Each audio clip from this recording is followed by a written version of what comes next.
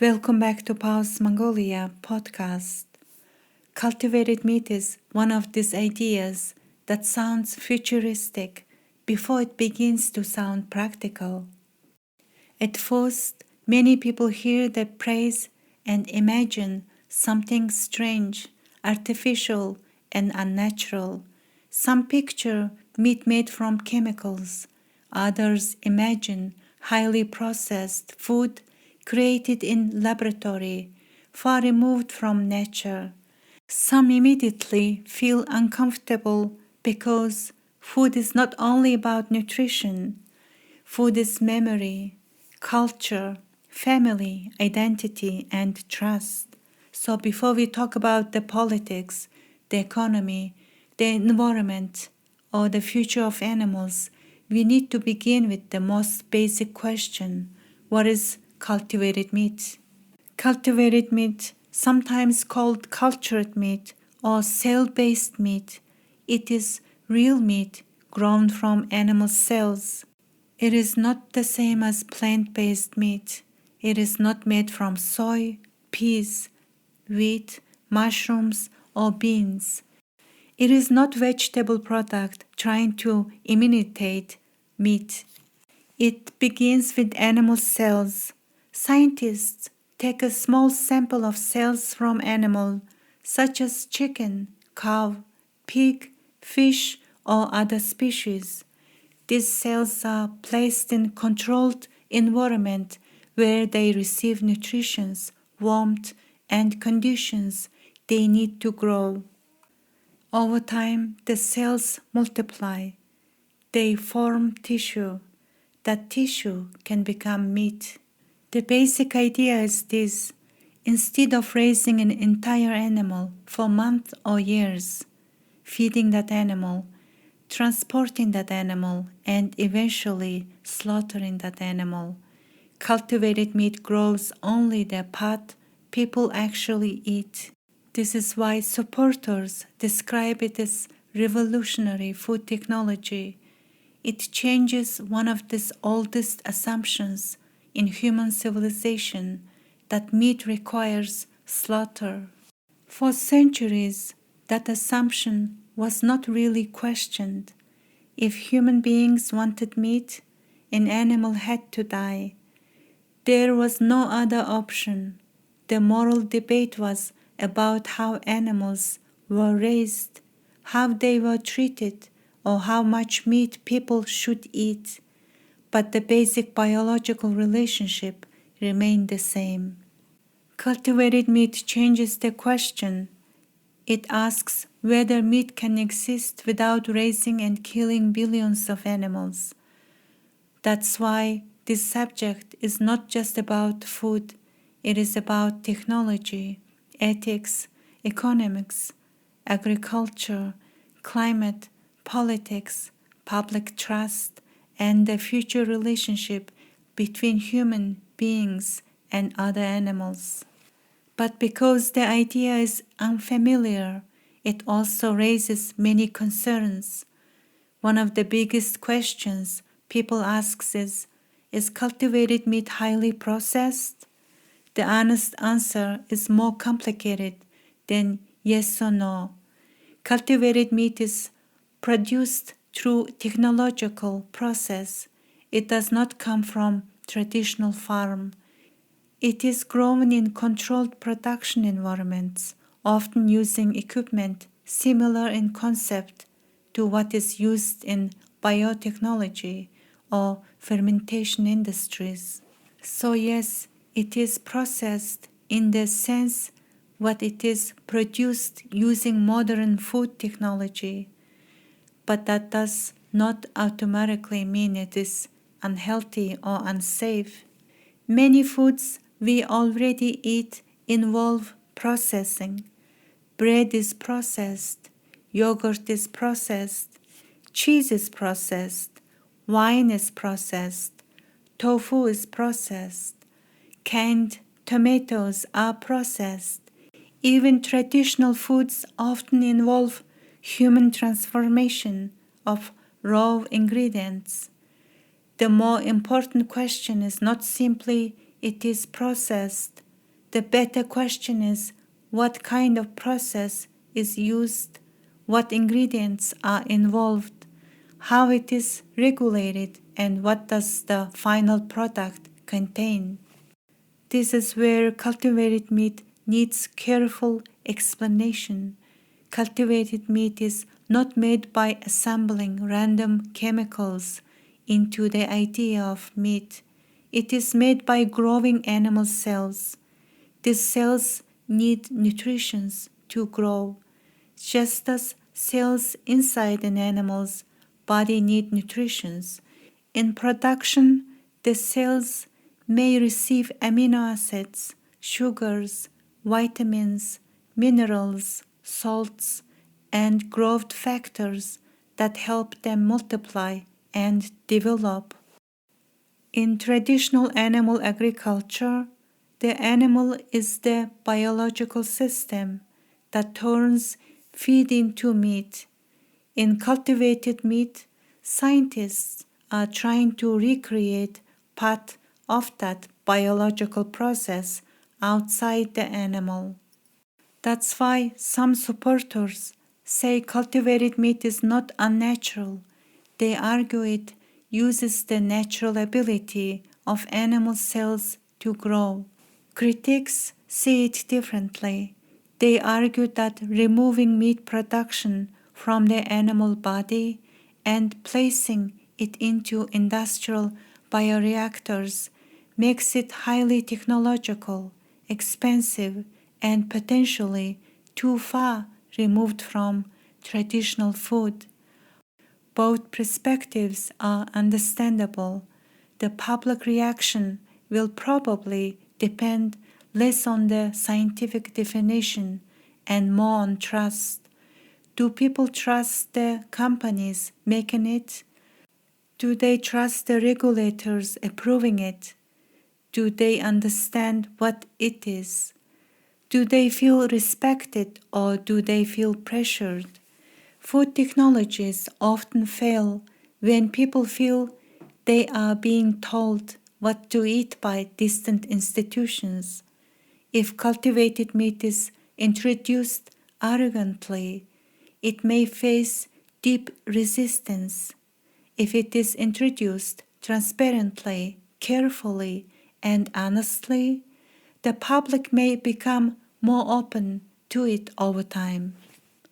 The safety question is also important.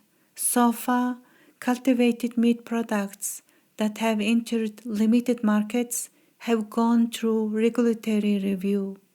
In the United States, the Food and Drug Administration and the Department of Agriculture share oversight for cultivated meat.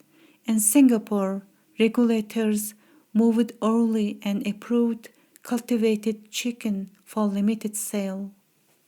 But it is still very young industry.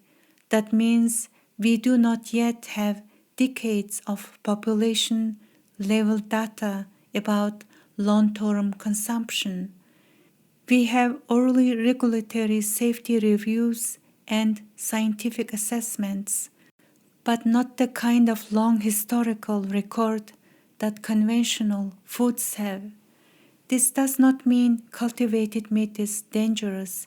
It means we should be precise. The most responsible statement is this: cultivated meat products approved by regulators have been reviewed for safety, but the industry is still young, production is still limited, and long-term public experience is still developing. That's more honest position than saying either it's perfectly proving or it is dangerous. Now let us ask why so many scientists, investors, ethicists, and animal welfare advocates care about it. The first reason is animal suffering. Modern animal agriculture exists at enormous scale. Billions of land animals are raised and slaughtered every year.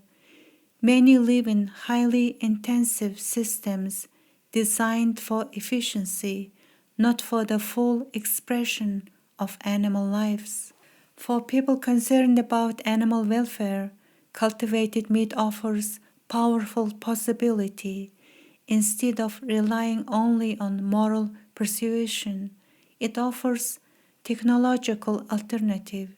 It asks, what if people could continue eating meat, but the system behind that meat no longer required the same level of animal suffering?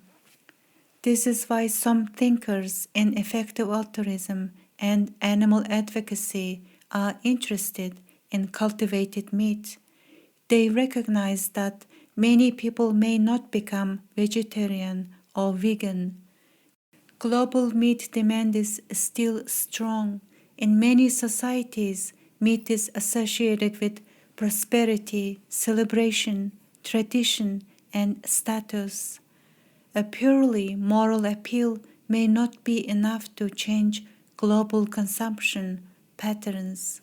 Cultivated meat offers different strategy, change the production system.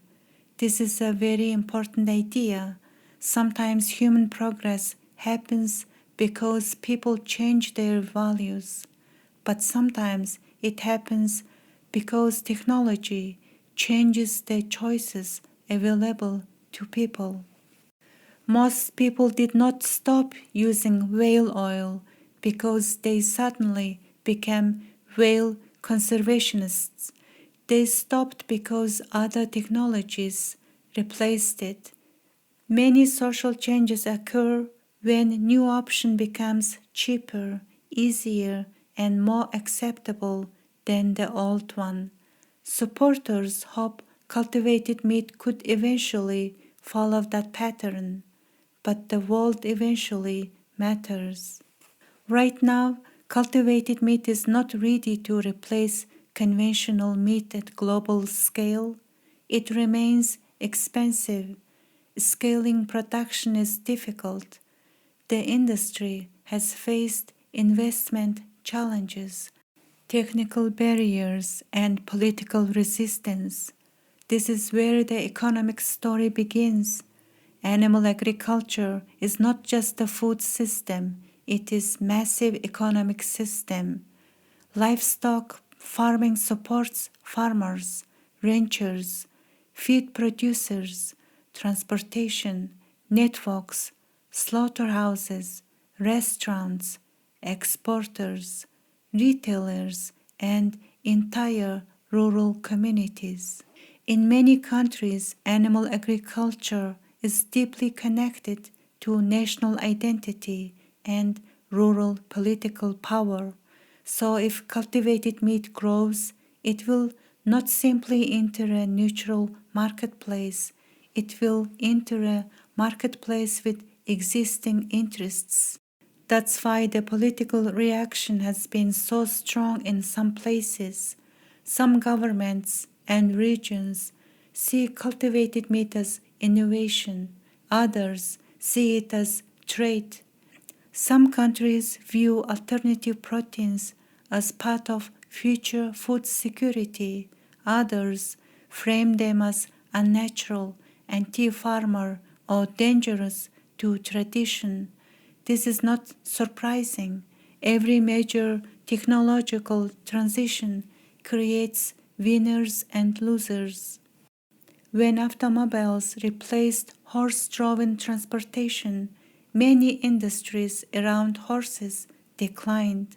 When digital cameras arrived, the film industry was transformed.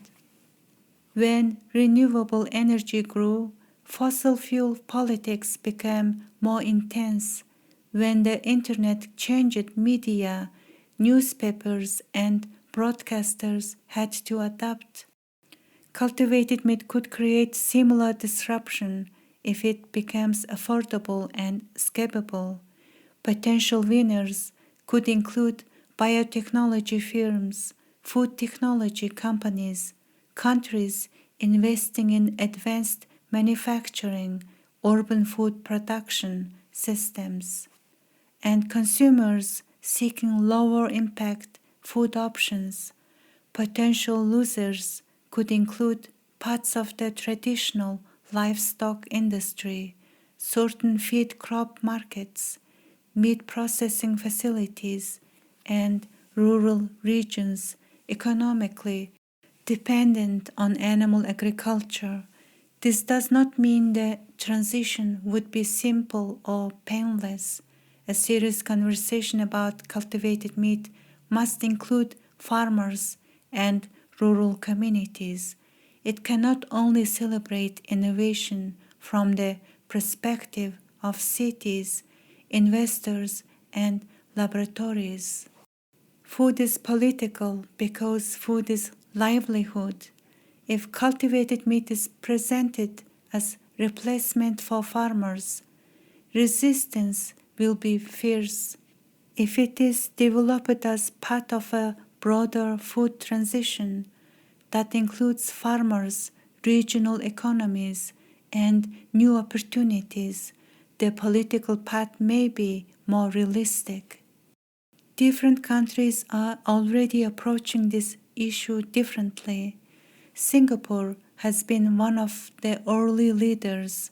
This makes sense because Singapore imports much of its food and is highly interested in food security. For countries with limited land, technologies that allow more controlled food production can be strategically attractive. The United States has allowed limited approvals, but the political environment is divided. Some states and political figures support innovation and biotechnology. Others have moved to restrict or ban cultivated meat, often citing consumer protection, agricultural interests, or cultural concerns. Italy became one of the first countries to ban cultivated meat, framing the issue around food heritage, tradition, and agricultural protection. The European Union is cautious and regulatory. Europe has a strong interest in climate, animal welfare, and sustainability, but it is also has deep food traditions and complex approval systems. China's interest is often discussed through the lens of food security, technological leadership, and long-term planning. For countries with large population and rising protein demand, alternative proteins may be strategically significant. This means cultivated meat is not only a food technology, it is becoming part of global competition. Which countries will lead future food technology? Which countries will control the intellectual property? Which countries will produce the equipment, growth, media, bioreactors, and supply chains? Which countries will regulate it first? Which countries will ban it? These are not small questions. They are economic and geopolitical questions. Now let us talk about climate and land use. Conventional animal agriculture uses a large amount of land. Some land is used for grazing, other land is used to grow feed crops. Livestock production also contributes to greenhouse gas emissions, especially methane from cattle and emissions connected to feed, manure, land use, and energy. Supporters argue that cultivated meat could use far less land and potentially less water, especially compared with beef. If meat can be produced in facilities rather than across vast areas of land, some land could potentially be restored, rewilded, or used differently. That is one of the most powerful environmental arguments. Land is not just land. Land is habitat. Land is biodiversity. Land is carbon. Land is future possibility. If cultivated meat reduced demand for livestock land, it could theoretically create space for forest restoration, wildlife recovery, and lower pressure on ecosystems. But here again, the honest answer must include uncertainty.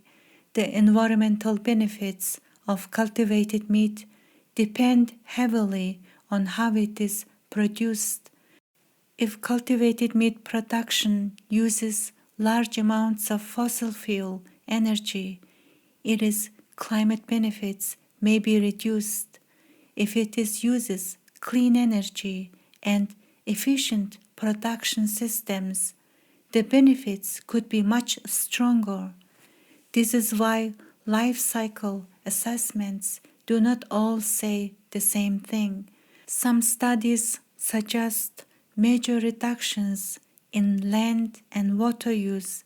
Greenhouse gas outcomes are more uncertain and depend on energy sources, production methods, and assumptions about scale. So the best statement is not cultivated meat will automatically solve climate change. That would be too simplistic. The better statement is cultivated meat could reduce some environmental pressures, especially land use and animal-related impacts, but its climate performance will depend on how the industry scales, what energy it uses, and whether it can become efficient at large production volumes. That nuance is important. Cultivated meat should not be sold as miracle, but it should not be dismissed as fantasy either. It is developing technology with serious potential and serious barriers. Now let us return to health. People often ask, what are the side effects? At this stage, there is no evidence that approved cultivated meat products have unique side effects simply because they are cultivated. Regulators review safety information before allowing products into market, but because the industry is new, long-term consumption data is limited. There are also nutritional questions. Cultivated meat can theoretically be designed to have certain nutritional profiles. In the future, companies may try to reduce saturated fat, improve fatty acid composition, or create products with specific health advantages. But this is not guaranteed. Cultivated meat is still meat. If someone eats too much meat, cultivated or conventional, the health effects will depend on the type of meat, the amount consumed, the full diet, and the person's health condition. It would be misleading to call cultivated meat automatically healthy. It may be cleaner in certain ways, especially if produced without slaughter, without intestinal contamination, and with reduced need for antibiotics, but it is still part of broader dietary pattern. A wise public health approach would be not say eat unlimited cultivated meat. It would say this may become one option with healthier, more sustainable, more humane food system. Another common question is whether cultivated meat is natural. This question is emotionally powerful, but philosophically difficult. Many things we consider normal are not natural in a simple sense. Modern bread, cheese, medicine, vaccines, farming, and even many dog breeds are products of human intervention. Agriculture itself is not untouched nature. It is one of the largest human transformations of nature in history. A cow raised for beef is already part of highly managed biological system. chickens today are very different from wild birds. So the most realistic future is probably not one in which cultivated meat replaces all conventional meat overnight. Instead, the future may be mixed. There may be conventional meat, cultivated meat, plant-based meat, traditional plant foods, and improved animal welfare standards all existing together. Thank you so much for listening Paws Mongolia podcast. Follow this podcast, write a review, and share it with your friends and family. Together, we can grow this podcast and bring more awareness and compassion into the world.